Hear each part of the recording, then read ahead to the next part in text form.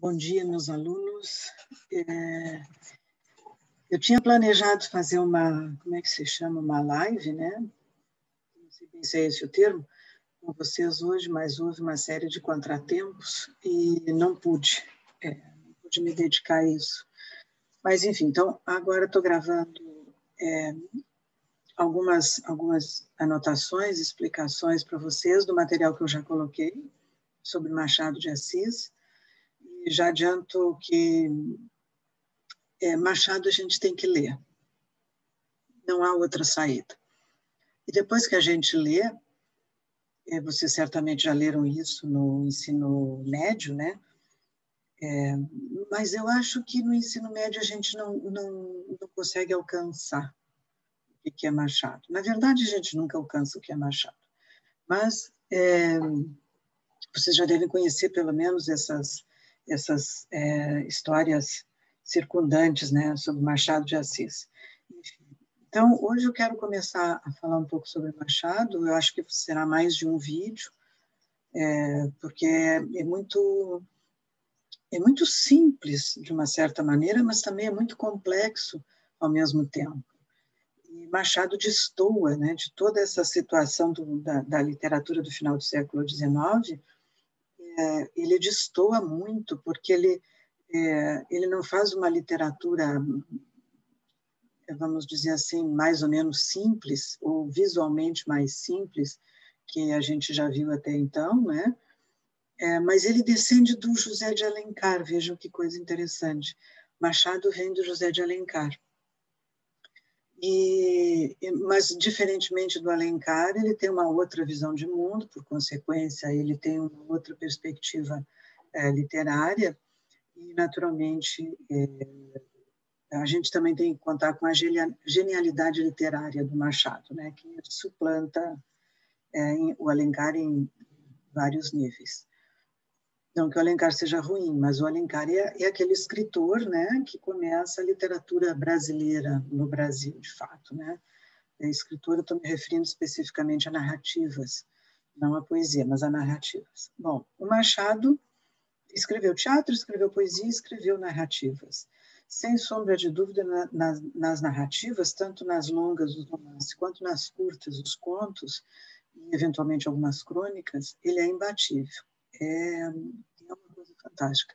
Mas a visão de mundo do Machado em relação ao que veio antes, por exemplo, o romantismo, é muito diferente do que até então se estava acostumado.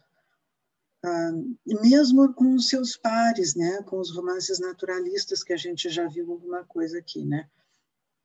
Machado a gente pode dizer, um pessimista, mas profundamente irônico. Então, a ironia com que ele trata, com que ele traz para os seus textos, torna o pessimismo dele quase que risível, como é o caso, por exemplo, do Alienista, que é uma novela, não chega a ser um romance, tampouco um conto, a gente chama de novela, né? É uma novela, e essa novela vai dar conta de uma série de coisas praticamente risíveis. A gente ri um pouco, né? Porque acha engraçada a situação que acontece ali. Eu recomendo que vocês leiam, é muito interessante. O Alienista. Mas eu tenho que falar com vocês alguma coisa mais específica, né? Eu botei aí para vocês, Machado de Assis e o romance e tal, como é que chama isso, esse PowerPoint, ele é um pouco longo, então acho que não vai dar para fazer tudo num vídeo só, né? Eu coloquei assim, nesse primeiro momento, aquilo que se determina, não gosto muito dessa palavra, determinar certas coisas na literatura é um contrassenso, né? Mas se determina, via de regra, a crítica divide, via de regra, a literatura do Machado, a prosa de ficção do Machado, em duas fases. Uma primeira fase, está aqui listada por vocês, A Ressurreição, que é um livrinho de 1872, A Mão e a Luva, de 74, Helena, de 76, e a Garcia, de 78. Vocês reparem que é de 2 em 2 anos, essa produção dele, né? E aí, nesses livros, nesses romances, há uma proximidade com a narrativa romântica, de fato. tem toda uma problemática que vai ser solucionada, etc., etc., com um certo final feliz. Isso é típico do romantismo, né? Há sempre um problema que se instaura, né? Alguma coisa complicada a ser decifrada, resolvida, para que tudo culmine num final feliz. Bem, essa primeira fase do Machado de Assis vai mais ou menos nesse sentido, né? Mas eu coloquei aqui personagens sem densidade psicológica. Mas é preciso rever o que significa essa densidade psicológica, principalmente se tratando de Machado. E essa mesma densidade psicológica que se diz sem densidade psicológica nessa primeira fase do Machado, me lembra muito algumas questões levantadas, por exemplo, para o José de Alencar, que se diz que os personagens do Alencar não têm muita densidade psicológica. E eu discordo de algumas questões, por exemplo, em Lucila e Senhora, né? Especialmente Senhora, com a Aurélia Camargo, né? Que tem uma densidade psicológica bastante interessante. É que aí o Alencar está dentro desse esquema romântico, né? De o amor tudo vence, etc., né? E aquele final feliz que está presente em toda a literatura romântica. Não é o que acontece mais ou menos aqui com Machado. Mas, bem, vamos à segunda fase, aí eu listei aqui para vocês a chamada segunda fase, começa em 1881, que é uma data marcante, né? A publicação do Mulato dentro do naturalismo e Memórias Póstumas de Brás Cubas do Machado, também mesmo ano, 1881, que muda essa literatura do final do século XIX. Isso eu já mencionei para vocês. Então, a gente tem, em 81, Memórias Póstumas de Brás Cubas, 10 anos depois, Quincas Borba, depois, em 1899, Dom Casmurro, em 1904, Isaú e Jacó, e 1908, Memorial de Aires. E aí vocês veem que essas datas, esses intervalos, são maiores, mesmo os mais próximos, como o Memorial de Aires e Isaú e Jacó, que são de 4 anos, são, mesmo assim, são mais extensos do que o da primeira fase, que vem como que uma espécie de fórmula, né, do romance ainda de extrato romântico. Bem, eu anotei aqui proximidade com o romance urbano alencariano. Quer dizer, eu já falei isso agora mesmo um pouco, né? O Machado tem muito a ver com o romance alencariano, de quem, aliás, ele era muito amigo, José de Alencar. Mas ultrapassa determinadas medidas do Alencar, de uma forma muito genial, principalmente através da ironia. É um romancista muito irônico, né? Bem, aí eu anotei aqui uma coisa interessante que eu aprendi com Flávio Chaves, que é um grande crítico, um grande leitor do Machado de Assis. Ele vai falar na teoria dos contrastes, né? Em Ressurreição, que é o primeiro romance de 1872, na apresentação do texto, né? O Machado diz assim: não quis fazer romance de costumes, que é tipicamente o romance urbano romântico, né? Romance de costumes. Tentei o esboço de uma situação e o contraste de 2 caracteres. E essa é, na verdade, a grande sacada do Machado, né? Eu quero passar de coisa aqui, tá? É a grande sacada do Machado. Por quê? Ele bota 2 criaturas diferentes, trabalhando, atuando juntas. E essa diferença entre essas 2 pessoas, diferenças de absolutamente tudo, é que vai dar a engrenagem dos romances dele, a partir desses romances da segunda fase. Bom, eu anotei aqui também essa segunda fase do Machado, composta por esses romances todos, né? Começa em 81 e termina em 1908, a gente tem narrações homodiegéticas ou autodiegéticas, no caso de alguns, né? Ou seja, narração em primeira pessoa.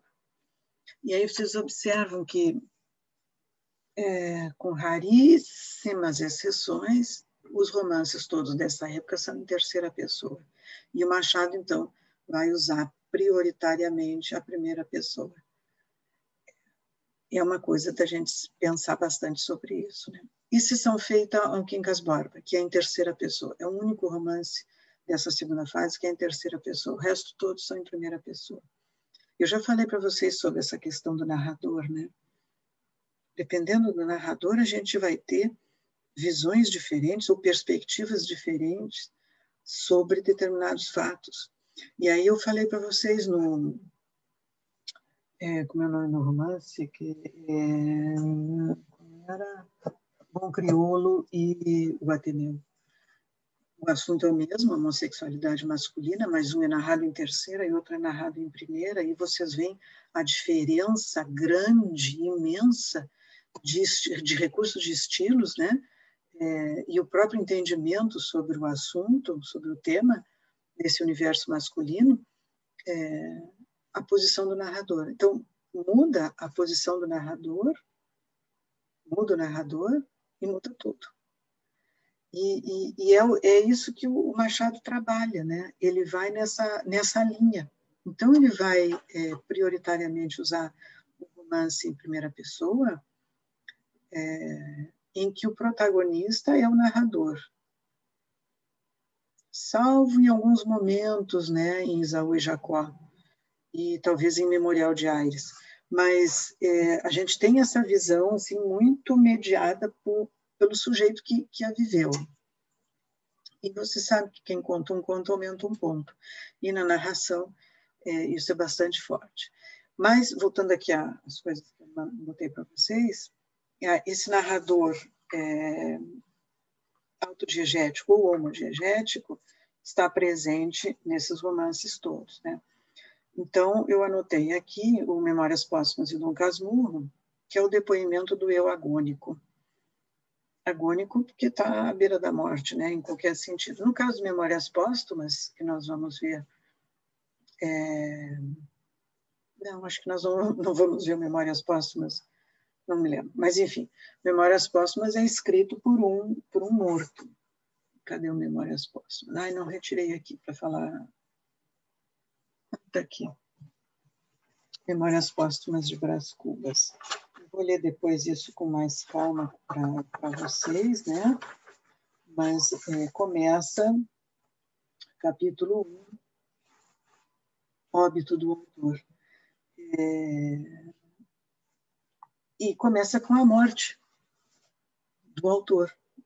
Bem, eu vou falar mais adiante sobre Memórias Póstumas, porque é uma coisa assim, interessantíssima. Em 1881, e ele já faz isso, né? Ele vai trazer para o seu romance uma figura, não apenas um personagem, mas um narrador que já está morto. E não se trata de literatura de horror e etc. Não é isso.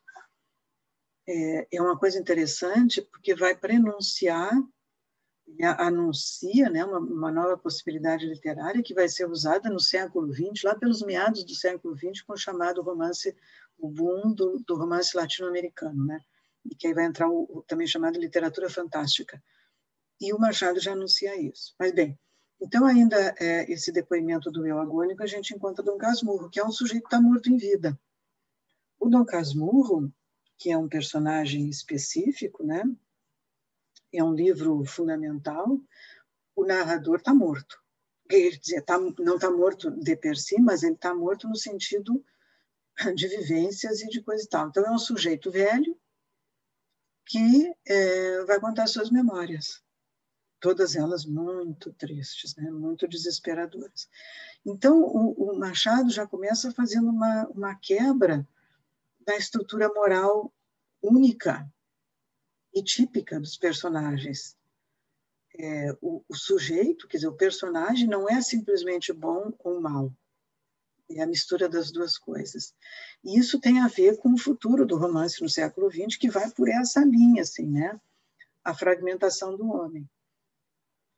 Eu coloquei aqui fragmentação do homem, mas o fragmento implica divisão em partes, né? E eu acho que não é bem isso assim que o Machado trabalha, é a multiplicação de personagens dentro de uma personagem só, ou multiplicação de faces de uma mesma pessoa.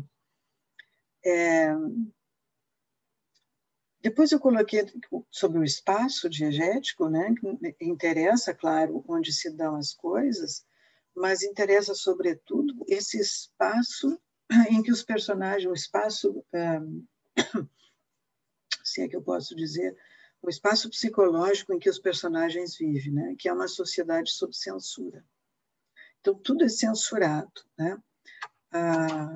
Essa sociedade sob censura tem a ver nas ações, na carência de ações em Quincas Borba, na impotência do indivíduo, em Dom Casmurro, e na falência da própria linguagem, que é o último romance memorial do memorial do Mário de Andrade. Desculpe, estou com Mário de Andrade, porque Mário de Andrade vai ler muito Machado de Assis. Memorial de Aires, né? E essa vai ser esse espaço sob censura, essas quebras, né? Na unidade do sujeito, na unidade da linguagem, na unidade das ações e tal. Isso vai ser fundamental para o romance do século XX, que vai partir daí, né? Vai se formar a partir dessas questões que o Machado trabalha. Na lâmina seguinte, eu coloquei alguns elementos aqui. A fragmentação do fluxo narrativo, que é fantástico isso. Botei narradores que interrompem a narrativa com digressões irônicas. Isso a gente vai ver, por exemplo, no Dom Casmurro, há momentos assim que o narrador está narrando coisas e tal, que não tem o menor interesse, menor problema com aquilo, né? Que não esclarece absolutamente nada, né? Mas são de uma ironia sobre essas relações de causa e efeito imediatas, que são típicas do naturalismo. O Mário de novo, mas o Machado vai olhar isso tudo com muita ironia, né? Quer dizer, esses valores de causa e efeito imediatos e que não tem outras opções, né? Tal coisa leva irremediavelmente a tal comportamento, que é típico da literatura naturalista, que a gente já viu agora recentemente. O Machado, nesse mesmo momento do final do século XIX, ele vai rir disso, né? Dessa relação imediata, né? De causa e efeito. A gente vai ver também narradores com a suspensão do fluxo temporal, que é o que a gente chama de digressões, né? Digressões de todo tipo, né? De repente o narrador lá está contando determinada coisa, fatos e tal, e ele simplesmente para e começa a fazer digressões, né? Pensar coisas, tal. Que isso também vai acontecer bastante no romance do século XX. Outro elemento muito interessante que o Machado vai adiantar é a desarticulação dos gêneros literários. Memórias Póstumas, por exemplo, a gente tem um enredo fragmentado que forma contos. São contos. Vocês pegam aí 2, 3 capítulos referentes ao mesmo assunto, às vezes um capítulo só, e aquilo é um conto. Então, ele vai juntando contos para formar um romance. Mas a ideia de romance, na verdade, é outra, né? A ideia de romance é vários acontecimentos ao mesmo tempo que vão sendo encadeados à medida que um acontecimento único vai articulando esses demais, né? Essa é uma ideia de romance. Bem, então ele vai quebrando esses paradigmas, né? Ironia e pessimismo típicos da época, muito fortemente na literatura do Machado, e o elemento do ser feminino, que é muito interessante.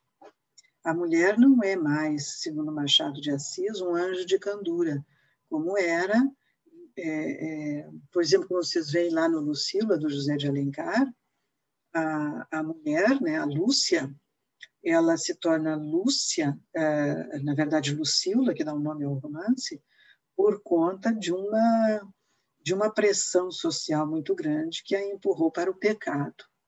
Mas ela é interiormente imaculada. Tanto é que no final do romance, vocês devem se lembrar disso, né? À medida que ela vai se apaixonando e amando o Paulo, ela vai se descorporificando e assume seu nome de batismo, Maria da Glória, que é uma redundância, né? No mundo católico, Maria da Glória é uma redundância.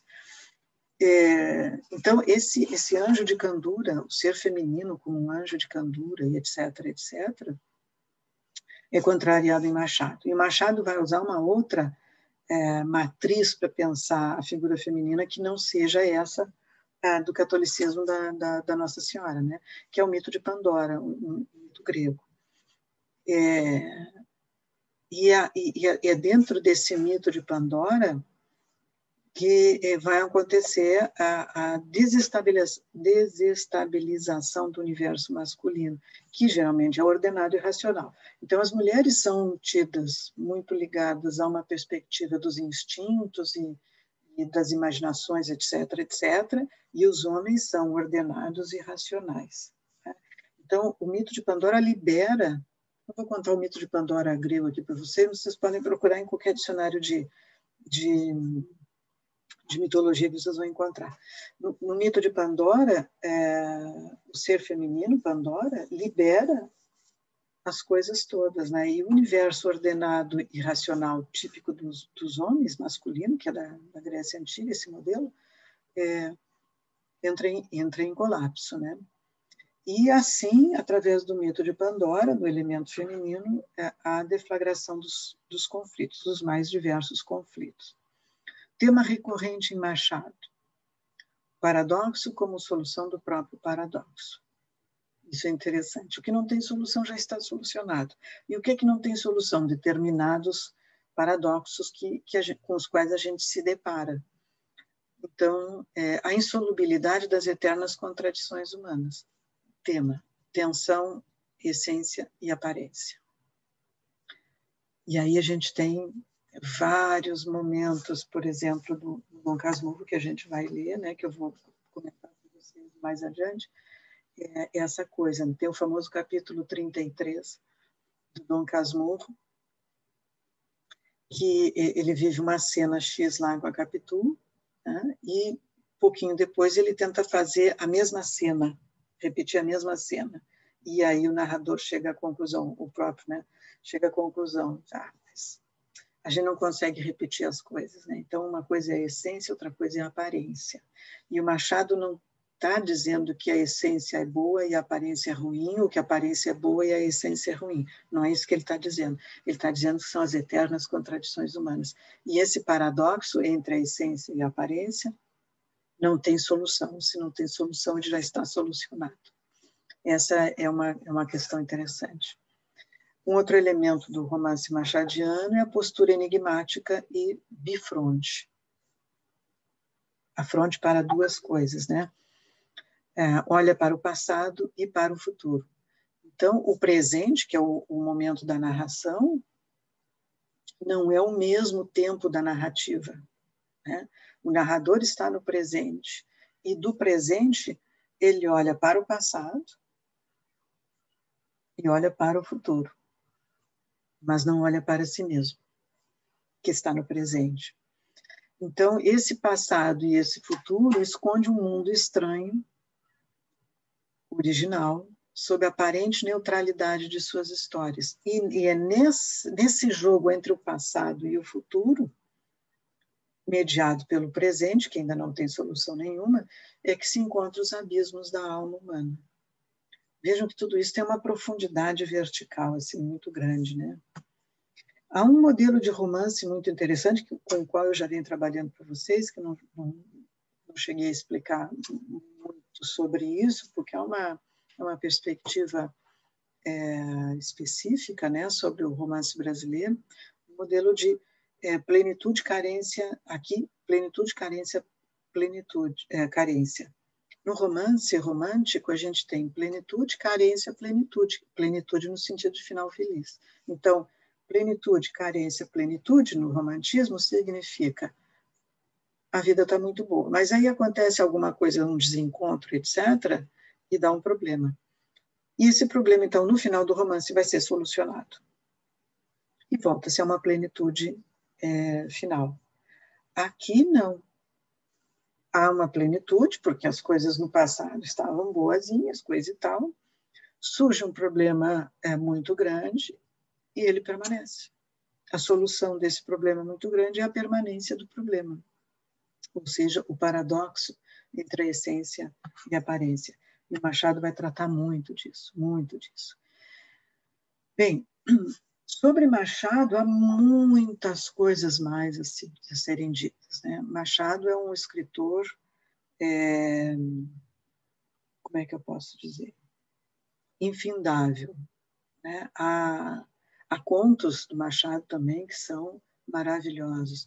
Ele tem um livro de contos chamado Várias Histórias, e ali vocês vão encontrar maravilhas. Quer dizer, a gente que se dedica integralmente a estudar Machado ainda hoje, tem muitos estudiosos da obra de Machado. Eu não sou exatamente uma estudiosa da obra de Machado, mas sou profundamente admiradora da obra do Machado, especialmente as narrativas, né? Tanto as curtas, os contos, como as longas, como os romances. E Machado não se termina. Eu queria sugerir, se vocês pudessem ler, um livro do Alfredo Bozzi chamado Machado de Assis. É muito interessante. Eu vou botar depois aqui como é que se chama, nos avisos lá e tal, uma pequena bibliografia para quem se interessar por Machado de Assis. Ele é, de fato, assim, como é que eu posso dizer? Maravilhoso. Eu acho que não tem outra explicação. Machado é austero, é crítico, é irônico, extremamente inteligente, profundo conhecedor da língua portuguesa, profundo. Sofreu uma série de influências de Dostoiévski, um escritor russo. Quase ninguém lia nesse momento em que Machado estava escrevendo, né? Quase ninguém lia Dostoiévski, que são mais ou menos contemporâneos. Naturalmente, leu bastante os franceses e, sobretudo, os ingleses, que têm essa ironia, né? A literatura inglesa tem essa ironia, marca da literatura inglesa, né? Machado, não sei se eu preciso entrar nesses detalhes, mas Machado era filho de pais alforriados, né? Ele não era mulato, ele era negro. Há várias fotos dele embranquecido, né? Ele embranquecido como um sujeito mais branco do que preto, mas não, ele era preto, ele era negro. Nas suas crônicas a gente vai ver isso muito fortemente marcado, né? Essa preocupação dele com a abolição que não foi exatamente uma farsa, naturalmente, né? Mas serviu aos brancos e não tanto aos negros, né? Todo esse processo da abolição. E nas crônicas a gente vai ver muito marcado isso, tem essa posição dele. Ele foi alfabetizado em casa, praticamente autodidata, trabalhou longos anos numa tipografia, e foi ascendendo economicamente e socialmente, né? Socialmente sempre barrado pela cor negra, naturalmente. Mas era de uma inteligência fantástica, né? Então ele foi amigo do José de Alencar. Não sei se a gente pode usar essa expressão, assim, amigo do José de Alencar, mas ele tinha relações com o José de Alencar e tinha uma profunda admiração por José de Alencar. Foi parceiro também nas tipografias, na tipografia que trabalhou do Manuel Antônio de Almeida, que escreveu Memórias de um Sargento de Milícia, com quem manteve relações e tal. E lá pelas tantas ele começou a frequentar, porque ele era genial mesmo, né? Não conseguiam barrar o sujeito, Machado. Então ele começou a frequentar as altas rodas literárias e a partir daí ele sobe, né, nessa escala social e surge através das suas influências de literatura francesa e etc., surge a ideia de fazer aqui também uma Academia Brasileira de Letras. E ele é o fundador, um dos fundadores da Academia Brasileira de Letras, foi o seu primeiro presidente. nasceu não sei que ano, nunca sei que ano nasceu Machado de Assis, mas ele morreu em 1908, logo depois de publicar o seu último romance, Memorial de Aires. E aí ele morre. Casou-se com uma senhora portuguesa chamada Carolina, branquinha, casou com ela, mas não tiveram filhos. Ela morreu em 1904 e ele 4 anos depois, mas já idoso e tal, e com valor literário amplamente reconhecido quando morreu. Quer dizer, ele morreu no auge da sua fama. Bom, se eu me lembrar de outra coisa do Machado, depois eu faço um outro, que certamente tem, né? Tem muita coisa sobre o Machado para se falar. Eu faço um outro vídeo, ou como é o nome daquele negócio? Eu gosto muito de fazer o tal do podcast, porque eu posso falar com vocês andando por tudo que é lugar. Bom, por enquanto é isso, gente.